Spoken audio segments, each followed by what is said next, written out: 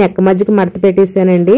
ఈ dot marking ప్రకారం ఇప్పుడు కట్ చేయాలన్నమాట. అంటే నేను 3 లేయర్స్ని జాయింట్ చేసేసిన తర్వాత ఈ డాట్ని అయితే కట్ చేస్తున్నాను. ఒకసారి చూడండి, దీనివల్ల మీకు కన్ఫ్యూజన్ ఉండదన్నమాట. అలా కాకుండా ముందే కట్ చేసేసుకుంటే కన్ఫ్యూజన్గా ఉంటుంది.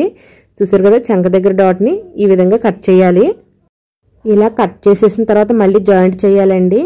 జాయింట్ చేసేటప్పుడు కూడా మీకు కన్ఫ్యూజన్ లేకుండా ఉండడం కోసమే మీకు ఇక్కడ ఇంకొక టిప్ చెప్తాను. ఒకసారి చూడండి, ఇవి ఇలా ఉండగానే మనము అడుగు వైపున పెయిన్ వైపున మార్కింగ్ చేసేసుకోవాలి. ఈ మార్కింగ్ బట్టి మనము ఎటు సైడ్ జాయింట్ చేయాలో మీకు తెలుస్తుందన్నమాట. చూసారు కదా, ఇలా మార్కింగ్ చేసేసుకున్నాక మనం ఈ విడదీసుకుంటే ఇలాగైతే ఉంటుంది. అయితే ఒకసారి చూడండి, మనకి ఇవి 3 లేయర్స్ కాబట్టి ఇక్కడ కటింగ్ చేసుకున్న కూడా ఒక కుట్టి వేసేసుకుంటే మనం ఫ్రిన్స్ కట్ కుట్టేటప్పుడు ఉగ్గులు రాకుండా ముడతలు రాకుండా అయితే ఉంటుందన్నమాట. ప్రతి వైపు కూడా మనము అతికేసుకోవాలి.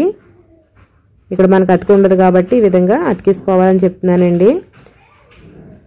అలాగే మనకి మరొక పీసులు కూడా ఉన్నాయి కదా, వీటికి కూడా అతికేసుకోవాలండి. చూసారు కదా, ఈ విధంగా మీరు ఫ్రిన్స్ కట్ చేసి స్టిచ్చింగ్ చేశారంటే చాలా ఈజీగా అనిపిస్తుంది.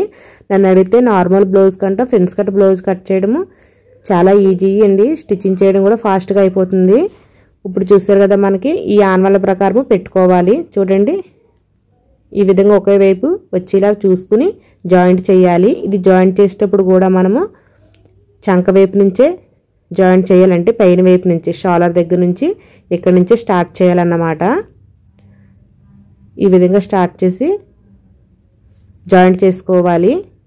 ఎందుకంటే ఒకసారి ఈ విధంగా ఫ్రిన్స్ కట్ జాయింట్ చేసేటప్పుడు హెచ్చు తగ్గులు వస్తాయండి. చంక దగ్గర హెచ్చు తగ్గులు రాకూడదు. కింద వైపు వచ్చినా కట్ చేసుకోవచ్చు, ఏం పర్వాలేదండి. ఆ హెచ్చు తగ్గులు ఎంతెంత వస్తాయి, వస్తే అలా కట్